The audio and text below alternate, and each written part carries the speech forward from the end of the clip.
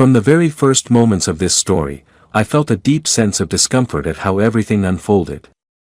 To me, this isn't just a typical family conflict, it feels more like a carefully staged setup, where greed is playing the lead role. I honestly see their actions as something closer to strangers exploiting each other, rather than a real family. When love and sacrifice are treated like something that can be traded or taken advantage of, it becomes clear that all moral boundaries have already been crossed. I knew something was off the moment she walked into the room. Jessica had that smirk again, that sly, barely there curl of her lips that she wore like a private joke no one else was in on. She stood by the doorway to the kitchen, arms crossed under her chest, the soft stretch of her white blouse pulling just slightly around her curves. She leaned against the frame with casual defiance, her eyes sparkling with a dangerous kind of amusement. "I've got plans tonight," she said, voice light, sing-song almost, like it was just a casual little thing. I didn't look up from the whiskey I was pouring. The ice clinked in the glass. "Plans?" I asked, keeping my tone even, unreadable. "Uh-huh," she hummed, pushing off the doorframe and walking toward me slowly. Her hips swayed like they always did when she was trying to make a point without words. She walked right past me, grazing my arm just enough to make it feel intentional. A date, actually. There it was. The bombshell. She wanted me to react. She needed me to. That smirk was her bait. She expected rage, jealousy, maybe even begging. But instead, I took a slow sip, letting the whiskey burn its way down. Then I looked at her, really looked at her. The way her lips parted slightly when she thought I'd explode. The hint of anticipation in her eyes, like she was watching a fire she had started and waiting for it to spread. I set my glass down and said it without blinking. "Tell your boyfriend." I let the words hang just long enough to see her eyes flicker. "His wife says hello." The room went still. Jessica's smirk cracked. Just for a moment, she looked confused. Like the math didn't add up. Like she wasn't sure she heard me right. I watched the realization creep in, slowly replacing her playfulness with panic. What did you just say?" she whispered. I didn't answer. I just picked up my glass again, walked past her, and headed toward the hallway, each step heavy with the weight of what she didn't yet understand. Behind me, I could hear her breathing shift, shallow, sharp. "Ben," she said louder this time, but I didn't turn around. I couldn't. Not yet. If I had, she would have seen the hurt behind my calm. The boiling storm I kept sealed behind gritted teeth and clenched fists. She wasn't ready for that part. Not yet. I shut the bedroom door behind me and leaned against it for a second, letting the silence swallow me. My heart thudded in my chest, not from confrontation, but from a mix of emotions threatening to spill over. Rage, betrayal, but also something darker, satisfaction. I'd been waiting for this moment, watching her for weeks as she played this little game, testing boundaries, pushing buttons, dressing up for late-night meetings, laughing too long at texts that weren't from me, smiling at her screen like it was touching her in places I no longer did. She thought I didn't notice, but I'm not stupid. A man knows when his wife's body is in the room, but her mind is somewhere else, wrapped around someone else's touch. She wanted a reaction. She wanted war. But tonight, she didn't get fireworks. She got silence. The kind that crushes the air between walls. The kind that makes the loudest noise in your head. I stood by the window, staring out at the empty street. A lone car passed by, headlights slicing through the dark like a blade. And I waited for her to come storming in with excuses, or lies, or crocodile tears. But the house stayed quiet. I knew she wouldn't come right away. That silence downstairs meant she was scrambling, trying to figure out how much I knew, what I'd seen, what I planned. She was always clever, calculated, but so was I. It hadn't always been this way. There was a time she looked at me like I was the only man in the world. Like my touch lit a fuse inside her she didn't even know she had. We used to make love in the kitchen with the lights off and the windows open. She used to wear my t-shirts to bed and press her body against mine until we were tangled in sweat and heat and skin. Now I smelled a different cologne on her when she walked in the door. Now I felt her shiver when I touched her, not from desire but distance. Now she wore lingerie on nights I wasn't home. So yeah, I knew, and I made peace with that part already. The next part? That was for her to face. I downed the last of the whiskey and set the glass on the dresser. In the mirror, I caught a glimpse of my own face. Hard eyes, clenched jaw. This wasn't the man she married. This was the man she created. I heard her footsteps finally coming up the stairs. Good. Let the games begin. It didn't start with a kiss or a moan or a suspicious hickey. It started with silence. That's the part no one tells you about betrayal. It's not always loud. Sometimes it creeps in like fog, wrapping itself around the edges of your life until you can't see what's right in front of you. Jessica had always been on her phone. Social media, group chats, Pinterest boards filled with furniture we'd never buy and recipes she never actually cooked. But around 6 months ago, it changed. She became secretive. She started keeping her phone face down on the table. Her laugh changed too, sharper, breathier. That kind of laugh you don't give your husband, but someone else. Someone new. I caught it one night, echoing down the hallway from the bathroom. She thought I was asleep. I wasn't. I listened to the hushed giggle, the clink of wine against porcelain as she soaked in the tub and whispered into the phone. Her voice had a tone I hadn't heard in years, soft and charged, like someone slowly undressing with their words. My stomach twisted, but I said nothing. Not yet. I needed more than suspicion. I needed proof. The first clue came a week later. She was in the shower. Her phone buzzed. I don't know what made me do it. Maybe the way she'd been humming that night. Or the fact that I hadn't touched her in days and she didn't seem to care. I picked up her phone and saw the message. Can't wait to feel you again. Last time stayed with me for days. No name, just a number. My throat went dry. She'd changed the contact name to a number, deleted the thread after each exchange. But this one she missed. I could have confronted her then, but something inside me shifted. I wasn't going to play the wounded husband. I was going to be smart about this. The next morning, I called a private investigator. His name was Caleb Dunn, retired cop, sharp as hell, didn't miss a thing. He wasn't cheap, but he was discreet. I gave him the number, gave him the dates I suspected, gave him the hours she said she was out with friends or had a late meeting. Within 3 days, Caleb called. She's not just cheating, Ben, he said over the phone, his voice flat. She's cheating with a married man. I didn't say a word. Name's Alex Rios.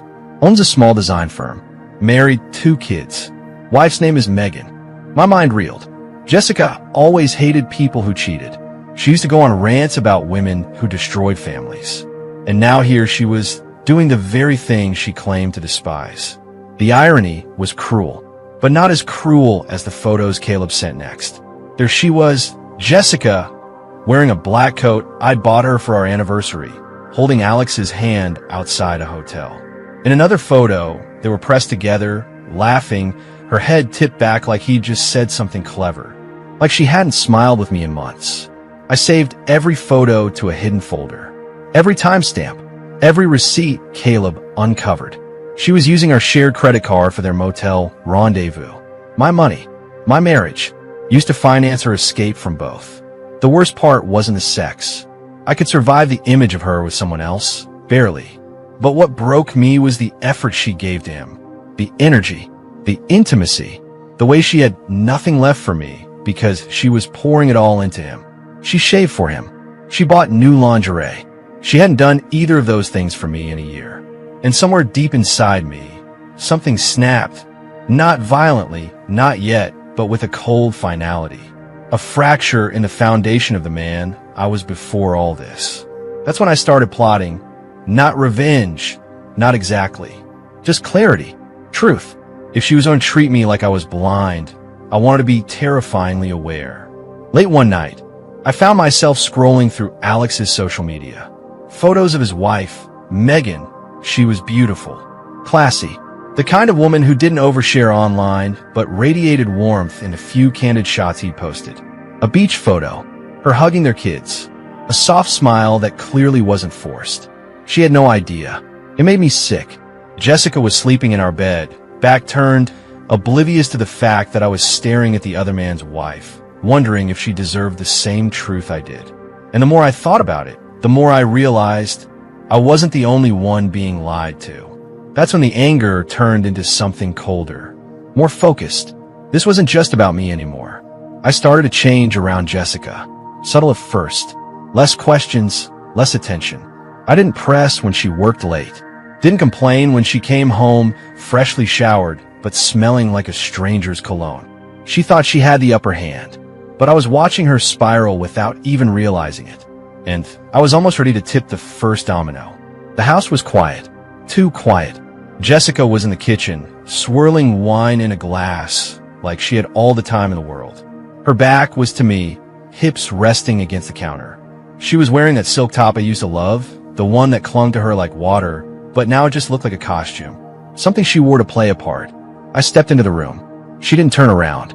"You're home early," she said, still watching the wine swirl. "Thought you had a meeting. I canceled." Now she turned, and her smirk was back, but shaky this time like it wasn't fully loaded. I stared at her. Not her face, not her body. I looked at her, who she'd become. There was a hollowness behind her eyes now, masked under fake confidence and cheap thrills. "I need to ask you something," I said, keeping my voice level. Her brow arched. "Okay, shoot." I walked to the kitchen table and pulled something from my pocket. My phone. I slid it across the table. "You're gonna want to see this." She picked it up, confused, tapping the screen. I watched her face morph from curiosity to fear. The screen was filled with pictures. Her and Alex, laughing, touching, lips brushing outside a boutique hotel downtown. She froze. "No more lies, Jessica," I said, folding my arms. "No more games." The silence that followed was absolute. Her voice cracked when it came. How did you get these?" "I hired someone," I said. "A professional. You weren't exactly hard to track." She blinked, her mouth slightly open like she couldn't decide whether to lie or cry. "Ben, it's not what you think." I laughed bitterly. "Don't insult me. You're literally smiling in half those shots like you just won the fucking lottery." She set the phone down like it was radioactive. Then came the defense. It wasn't serious, okay? It was a mistake. Just a connection. Something I needed. "Needed?" I echoed. "You needed to fuck another man to feel whole." Her lips parted like she was going to shout back, but instead she lowered her eyes. It wasn't about sex. I stepped forward, arms still folded, my voice razor sharp. "Then what was it about?"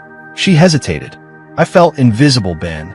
You were always busy, distant, focused on work, on everything else but me." "You think I was distant? You've been shutting me out for months." "Because I didn't feel wanted anymore," she snapped. "You stopped noticing me.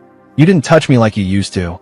You barely looked at me unless it was for dinner plans or bills. I needed to feel like a woman again." The words hung heavy between us.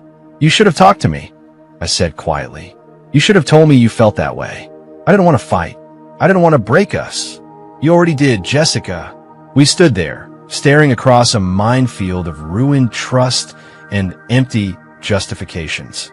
I could see the conflict in her face, guilt twisted with ego, like she hated being caught more than she hated doing it. "I ended it," she said suddenly. "I told him it was over." I narrowed my eyes. "When?" She faltered. "A week ago." "Bullshit. It's the truth." I let the silence hang a few seconds before dropping the final card. "He's still married, you know." Her eyes widened. "What?" "Yeah. Wife's name is Megan. 2 kids. Cute family, from what I saw online." She looked like she'd been slapped. "You didn't even know, did you?" I said. "You weren't just cheating on me. You were helping him cheat on her." Jessica's mouth moved, but no sound came. "Tell me everything," I demanded.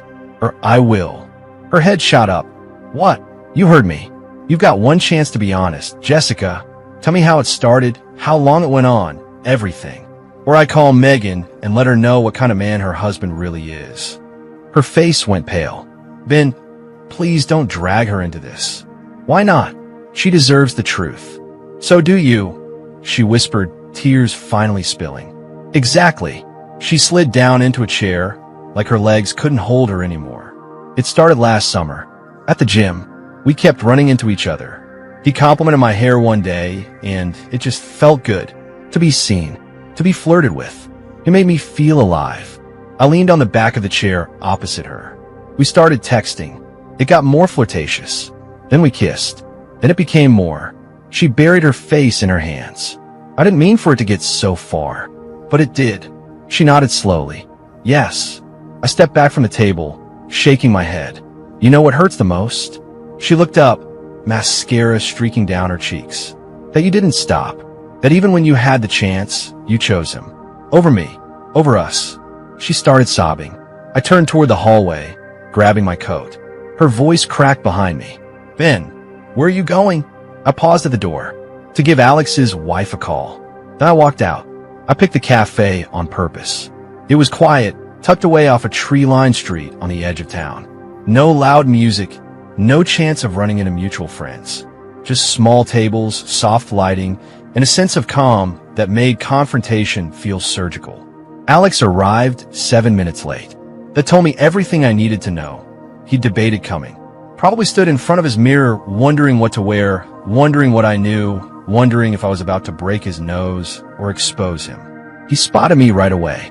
I didn't stand, just watch him approach. His steps were careful, like someone approaching a sleeping dog that might bite. Ben, he said, offering a hand. I ignored it. Seat. He hesitated, then pulled out the chair across from me. Up close, he looked like a man who was used to being liked. Clean cut, good posture, expensive watch. He probably charmed his way through most of life, except now the charm was gone. His jaw was tight, eyes flicking down on my phone on the table like it might detonate. I assume you didn't ask me here for coffee, he said, trying to sound casual. I leaned back in my chair. Relax. I'm not here to throw fists. Not my style. He nodded, but I could see the sweat starting to gather at his collar. I let the silence stretch before I spoke again. She told me everything. Jessica. Alex looked down. I figured. You didn't cover your tracks very well. He looked up, startled. I tapped my phone. Private investigator. Photos. Times. Receipts. Jesus, he rubbed his face with both hands. Look, I never meant for it to go that far. Didn't you? He looked away. You knew she was married. You knew. And you still took her to hotels, bought her gifts, played house with her. It wasn't like that. Yes, it was. I snapped.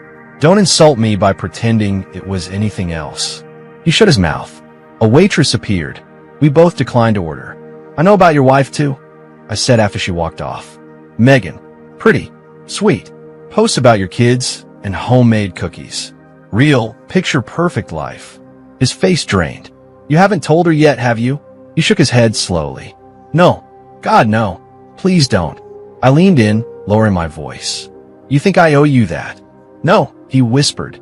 But please, it'll destroy her. I held his gaze for a long moment, letting him sit in that word. Destroy. So what? I said finally.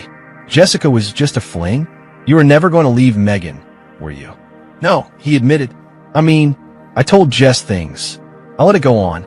I wanted to feel something again, I don't know. And now, I wanted to end. I ended it. I swear. I smiled bitterly. You didn't end shit. I did. He flinched. Here's what's going to happen, I continued. You're going to walk out of here and pray I don't make a phone call to your wife.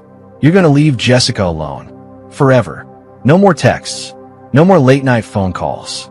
No more hotel rooms. He nodded like a child being scolded.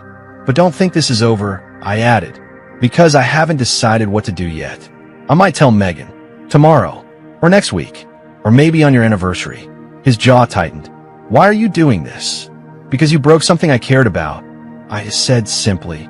You stepped into my life, my marriage, and pissed on it like it was yours to ruin. I get it, he muttered. I deserve this. You do. We sat in silence for a minute. Then he asked quietly, what do you want from me, Ben?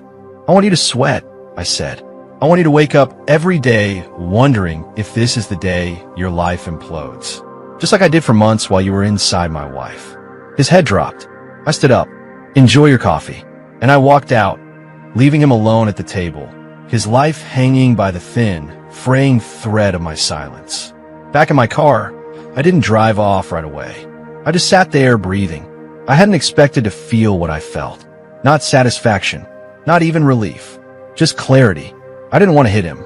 I wanted to break him the way he'd helped break me. Quietly, efficiently, and without warning. And as I sat there, staring at the cafe through the windshield, I thought of Megan. Thought of the innocent people who never see it coming until the moment everything falls apart. She deserved to know, and maybe it was time I stopped playing the victim and started controlling the narrative. I didn't call Megan right away. I sat with it for days, the name saved in my phone like a loaded gun, quiet, waiting. Every time I scrolled past it, I felt the weight of what it would mean.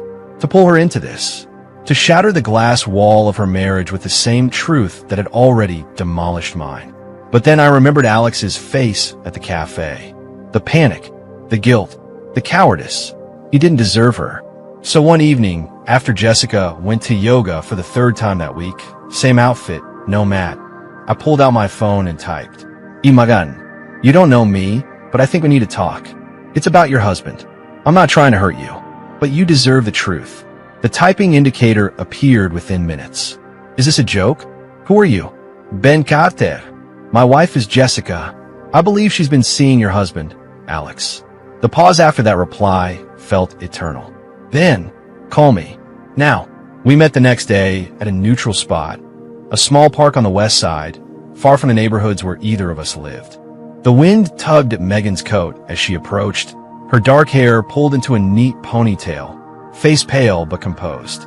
She was beautiful in a quiet, natural way.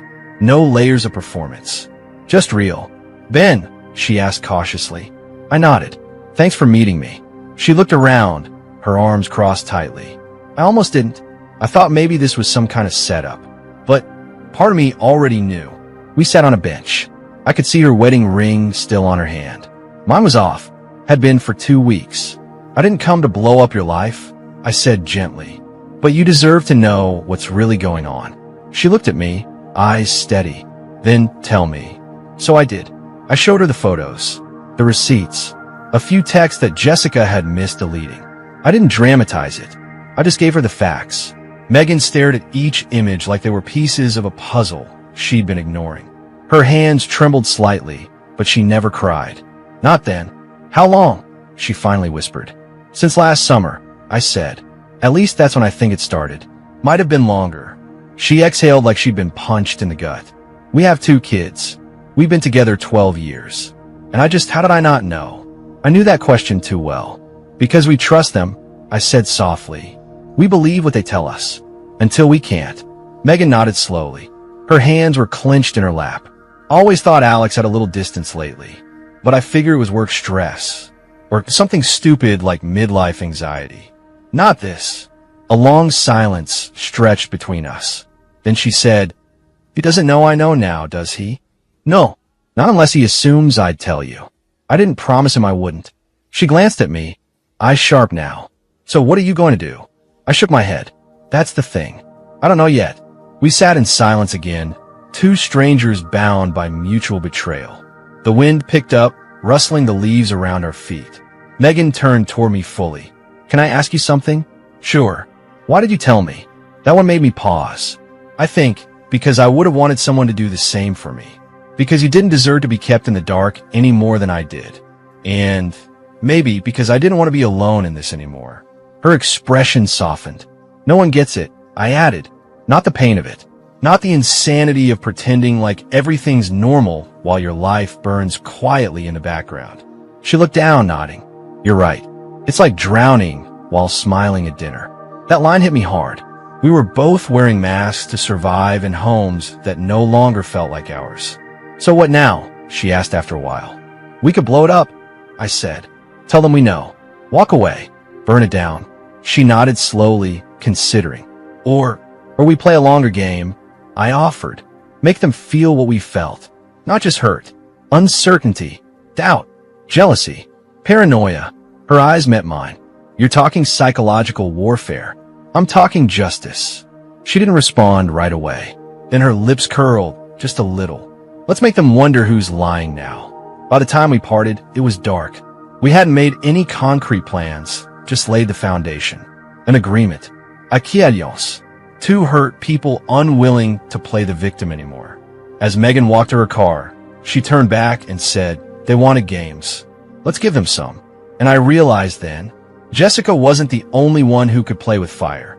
People think the worst part of an affair is the sex. It's not. It's the details, the logistics, the coordination, the time carved out of days that were supposed to belong to you. The late meetings, The phantom friends, the extra showers, the lies that blend into routines until you can't tell which part of your life was ever real.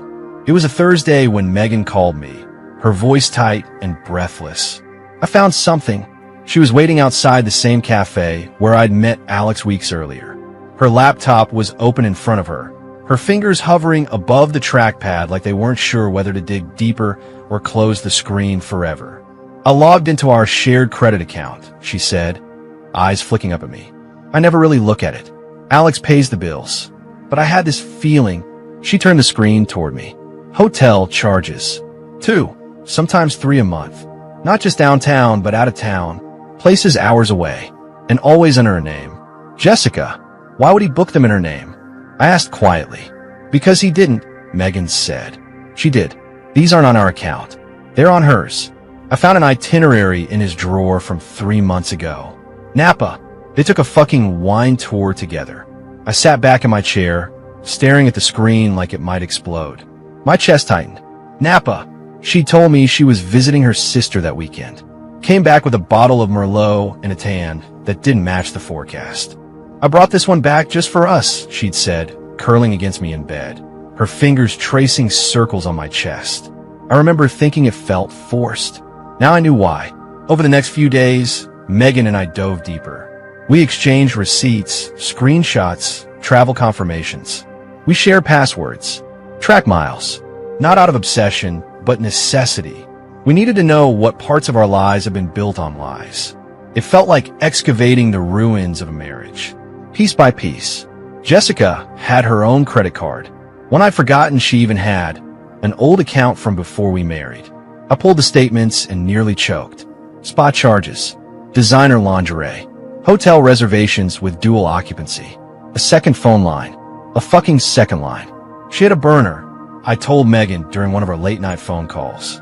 Like she was running some kind of spy operation. She was running a second life, Megan replied. One where we didn't exist. We started to build a timeline. Trips that overlapped.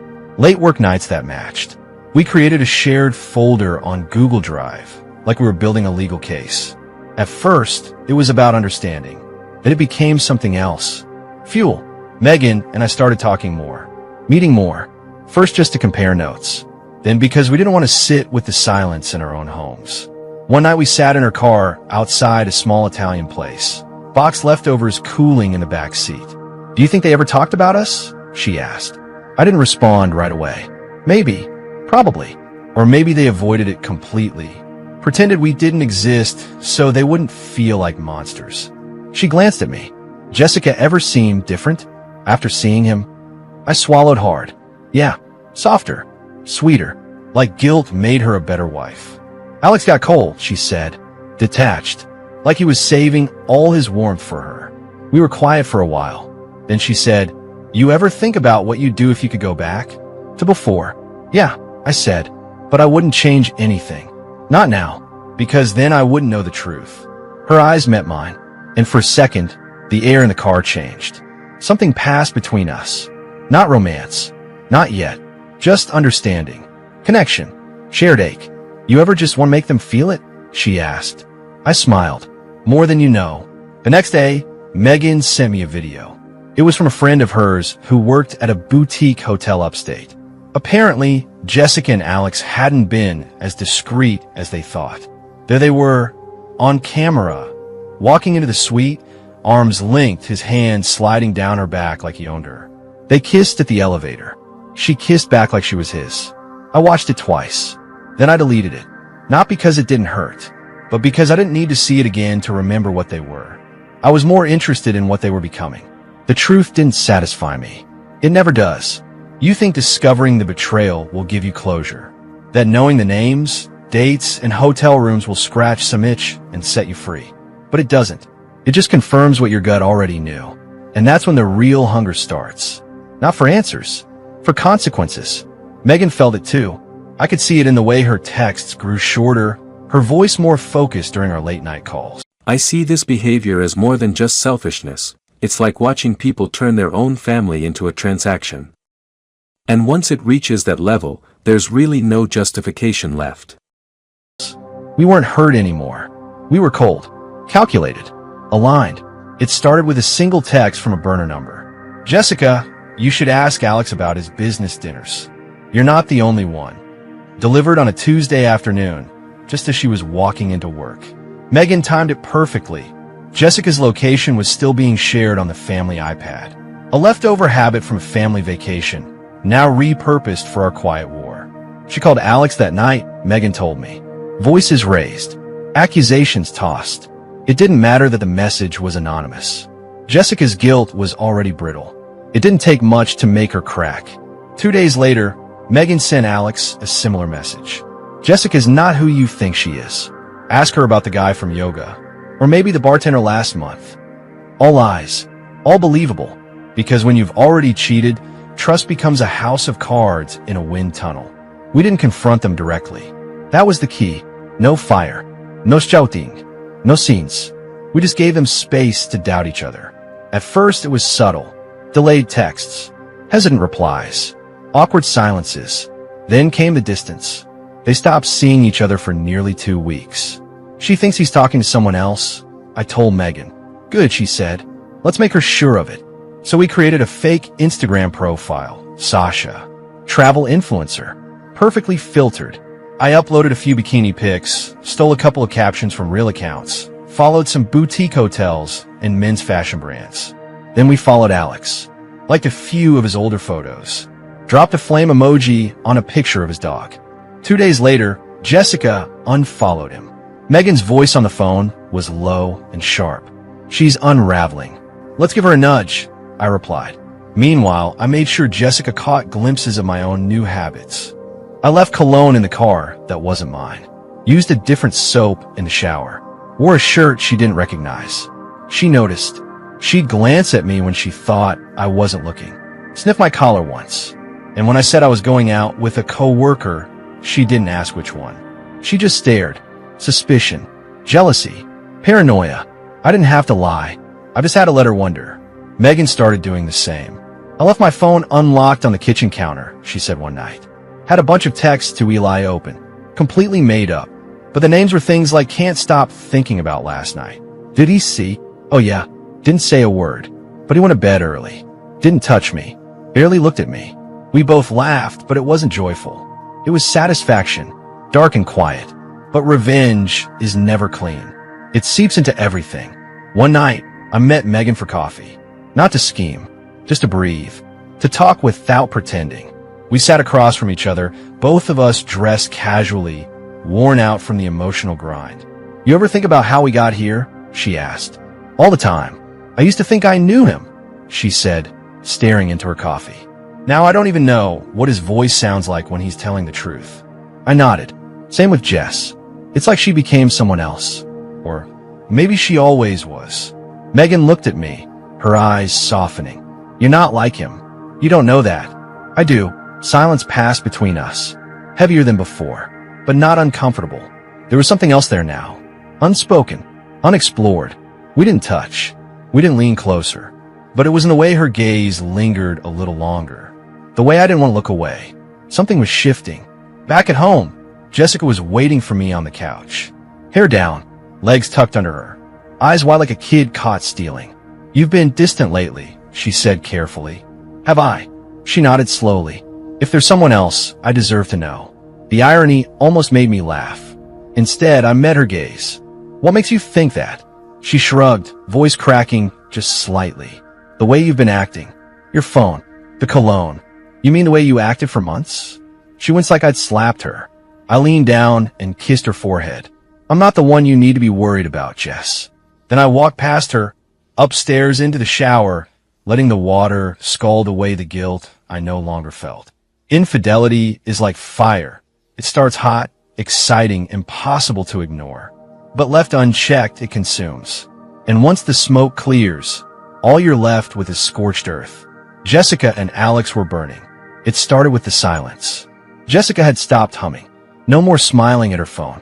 No more extra time in the bathroom, fixing her makeup before she left. Her confidence had shifted, no longer bold and playful. Now it was nervous, guarded. She paced more, checked the front window like someone might be watching. Her paranoia bloomed like a sickness. I saw it all. She didn't know I was watching her text Alex less and less. She didn't know I saw her delete every message before I even walked in the room. And then, finally she broke. It was a Saturday afternoon. The kids were gone for the weekend with my sister. I was in the garage, pretending to sort through tools. She came outside, barefoot, holding her phone like it had just bitten her. "Can I ask you something?" she said quietly. I turned slowly. "Sure." She looked down. "Do you think I'm a fool?" I blinked. "Where's that coming from?" She took a breath, swallowed hard. I keep thinking maybe I've been used. That everything I thought I had with him, Alex, was just a fantasy. I didn't respond. She continued, almost desperate. "He's been distant, cold. I confronted him last night, and he swore nothing was wrong. But I know when someone's lying." I raised an eyebrow. "Do you?" Her mouth parted, hurt flashing across her face. "Ben, you lied to me for months, Jessica. You gaslit me. And now you're surprised someone might be doing the same to you."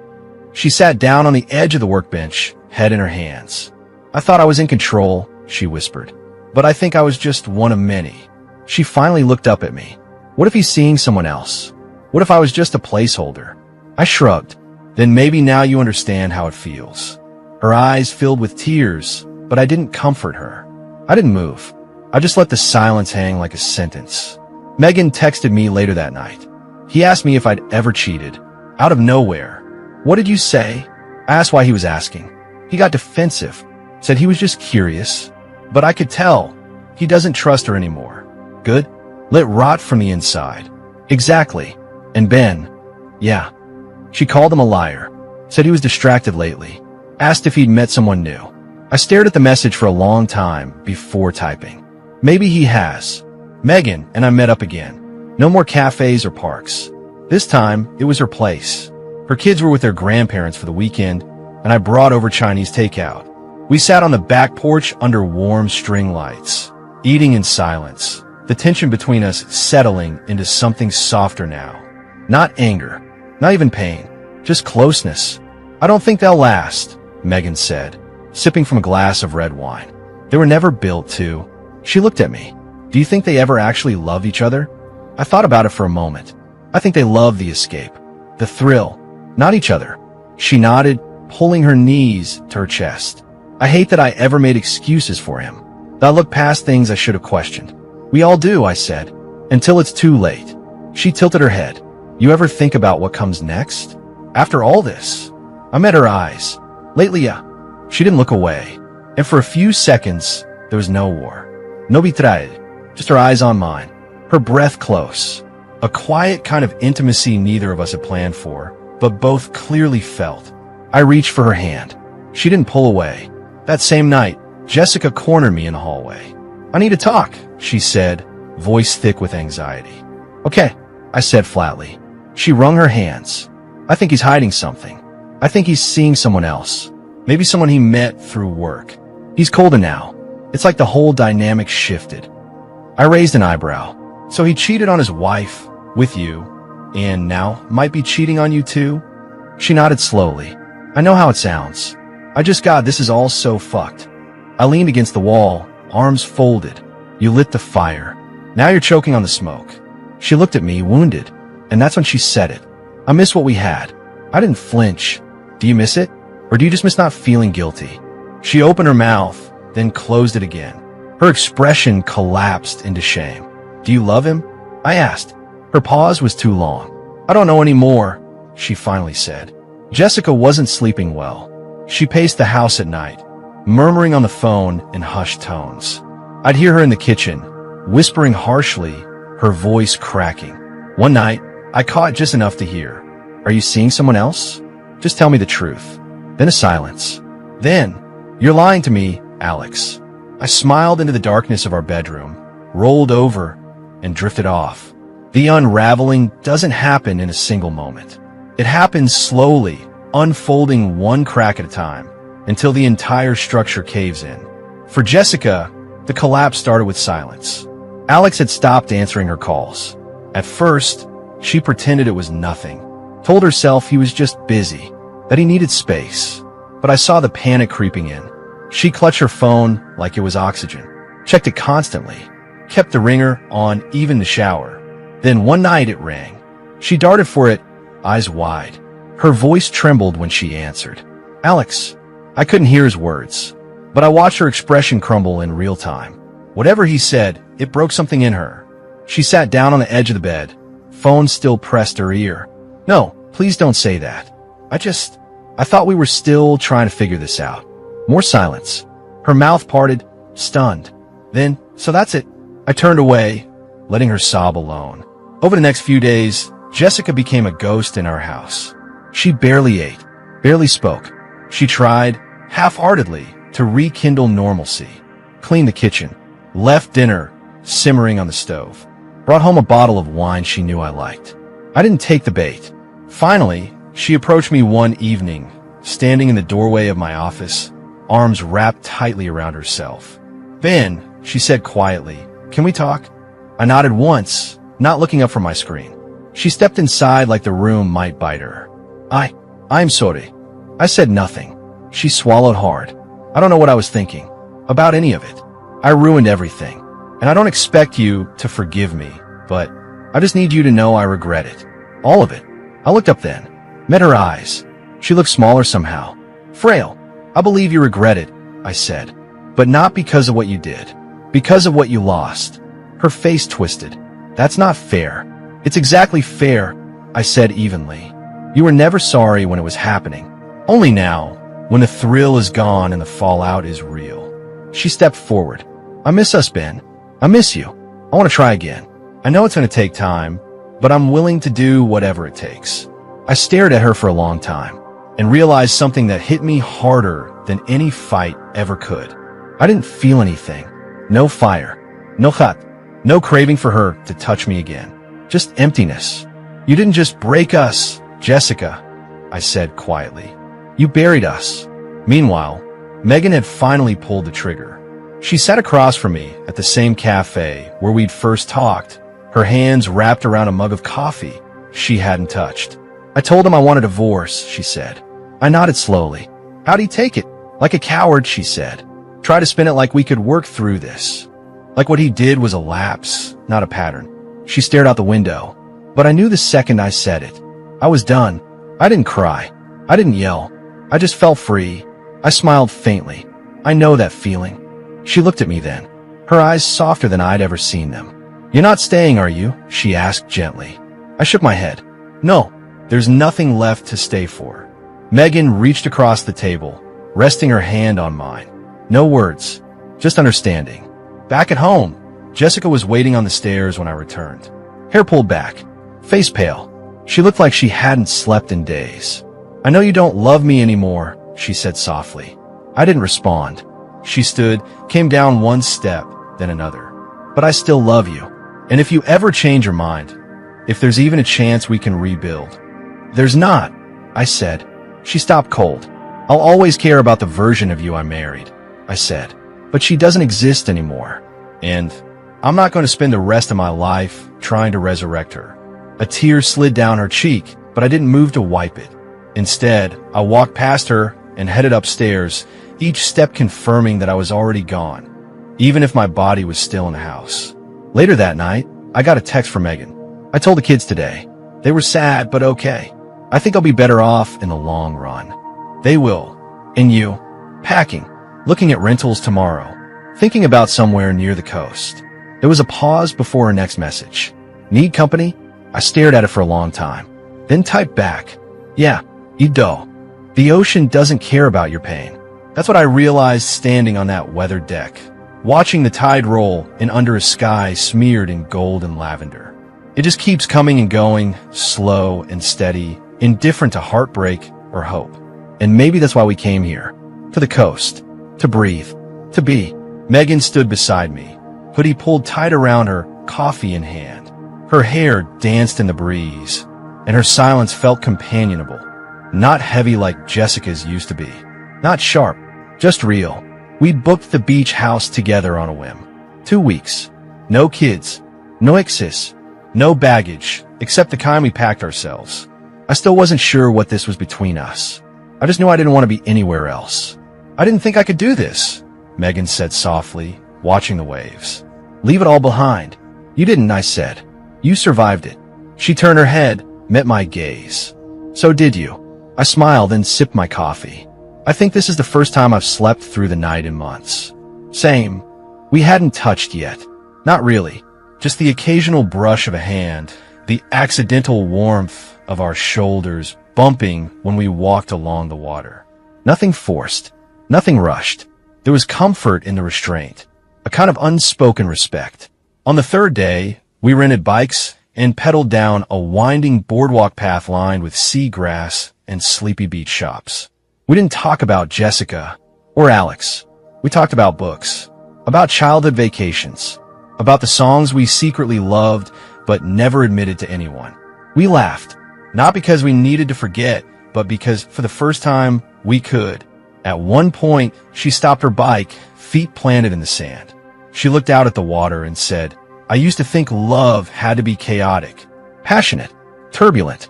And now I just want to feel safe." I nodded. Same. That night, we drank wine on the deck, legs stretched out under a thin blanket, stars overhead like holes poked into the dark. She leaned into me, head resting on my shoulder. "You think this is real?" she asked.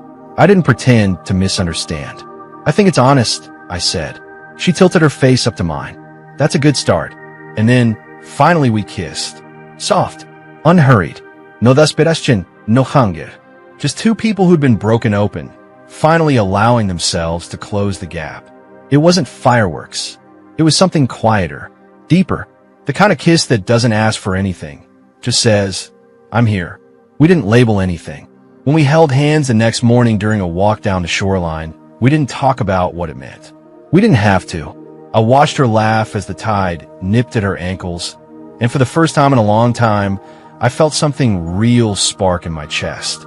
Not pain, not anger, just lightness. Like maybe happiness wasn't a thing you had to chase anymore. Maybe it was something that found you when you finally stopped bleeding. The night before we left, Megan and I sat in silence, bags packed, the house still except for the rustle of waves outside. She reached for my hand. "What happens when we go back?" she asked. I thought about it for a moment. "We start fresh," I said. "Not perfect, not fast, just real." She nodded, then leaned into me again. I could get used to that. The next morning, as we loaded the car, I looked back at the little house one last time. Not with longing, not with sorrow, but with gratitude. That place had given me something I hadn't realized I'd lost. Hope, not just in life, in love. And as we pulled away, Megan's hand resting lightly on mine, I realized that everything I thought was the end had really just been a beginning.